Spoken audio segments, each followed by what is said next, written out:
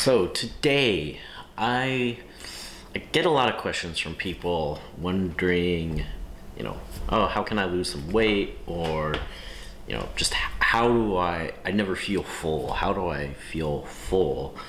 And the truth is there are a lot of things that you can do.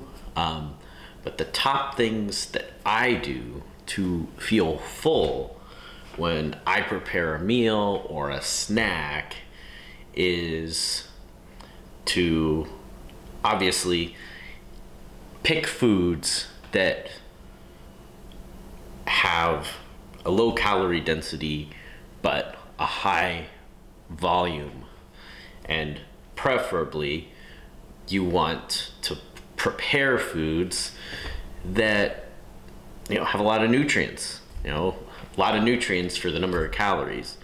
Now, a lot of what I'm going to show you today don't, except for the final ingredient.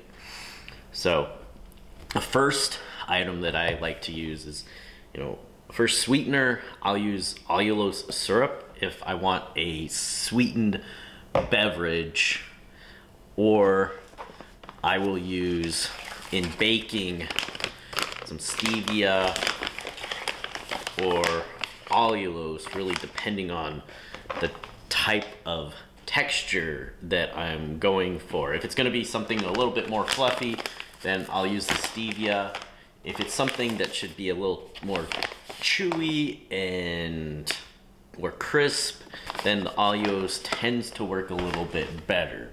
But you can play with it and play with ratios to get the exact texture that you're looking for. And they do substitute, both of these substitute very well for sugar. I am not a fan of erythritol, which is an alcohol sugar. To me personally, it makes me sick. And I know a lot of people have this reaction to it, and it's something that, if you look at the Atkins diet foods that they sell, they always claim that you've got super low net carbs, and that's because they're using tons of erythritol, just about more than you'd find in any other product. I ordered a box of their brownies once just to try them, and then I looked at the ingredients and I was like, wow, this is amazing. And my stomach was upset for days after eating one, and they're not satiating, they're not very filling either, so you just crave more. And that's why you want to eat foods that are voluminous, so you don't crave more. So using these sweeteners don't upset my stomach, and I haven't heard too many reports of them upsetting other people's stomachs. And then to volumize drinks and gravies or baking, Guar Gum is very good. I get Guar Gum and the allulose from Amazon. Then for snacking, some of my favorite snacks are what you call like fat bombs or something. I mean, I like to make cheesecake balls, and that's something I have all the time, but they're not very low in calories, they're not very voluminous, but they do fill you up pretty well, and they're really tasty. They're not on this list today though, but I'll show you how to make them in the near future. But for a good snack, I go with popcorn. I don't use Smart Pop or any of that stuff. I just pop my own, and what I do use is this awesome little bowl here. You can put it in the microwave. You don't have to use any oil. Comes with a cover. Put it on the popcorn setting, and it works wonderfully. It comes out just the way I like it. It's air popped, and I tend to, there are butter flavored things, toppings that you can use. There's some sprinkle type items that you can sprinkle on your popcorn for flavor. I personally have always been and always will be a fan of butter. So I do increase the calories for mine by adding anywhere from 10 to 14 grams of butter, because I usually will make a total of 1¼ servings of this just for myself, and that's pretty much, that's a pretty good amount of popcorn. So that adds up to 150 calories for the popcorn by itself, and then depending on if you use butter, anywhere between 80 and 100 extra calories for that, which is still not too bad considering it's more volume than you're gonna get in, say, a small bag of snack chips or something. And then the final ingredient, the best ingredient, the ingredient that you should be including with every single meal, is your fruits and your vegetables. I always keep a drawer full of fruits and vegetables.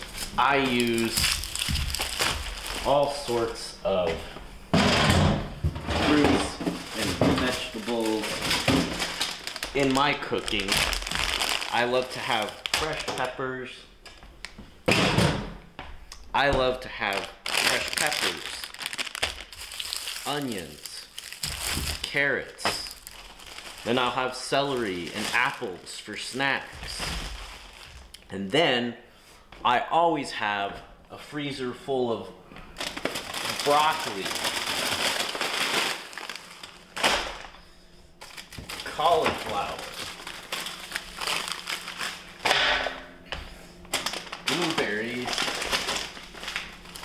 blueberries, and strawberries. These are staples in my house, and if I get a craving, I can have a pretty good amount of frozen strawberries, heat them up in the microwave if I haven't left them to thaw, and they're a delicious snack with a little bit of yogurt if you like. Same thing with the blueberries, mix them together, some strawberries and blueberries, and it's delicious. You can make a smoothie out of them, and I'll show you some smoothie recipes. You can use protein powder with it if you want to make it a different flavor and have a little bit of additional protein. But the powerhouse behind any healthy meal plan and weight loss plan is tons of fruits and vegetables. So hopefully this helps you, and having the visual aids will help. Some of these things you can buy on Amazon, and I only buy on Amazon, like the Allulose. I can't find it in stores near me. Guar Gum, can't find it in stores near me. And the difference between a huge thing of popcorn like this and buying popcorn at the stores is a huge price variance, so I just stick with the large containers. Everything else, of course, I get at the local grocery store, usually Aldi, except for maybe they don't seem to carry the frozen cauliflower. So, and I like to always have some on hand. If I'm planning a dish, I will always buy some fresh if I have the time to cut it up. But I always want to have the frozen for in case I get some sort of a need or a want for something that includes one of those ingredients. So, as I mentioned, this is how I stay lean, and for me it's actually, this is kind of funny. Right now I want to put on some weight, but I'm so used to eating this way that literally it's hard for me to eat enough. So hopefully you like this video and you find this content to be helpful, the visualizations to be helpful, and please, if you like the content, click the thumbs up, like the video, click the subscribe button, and tune into more of my videos.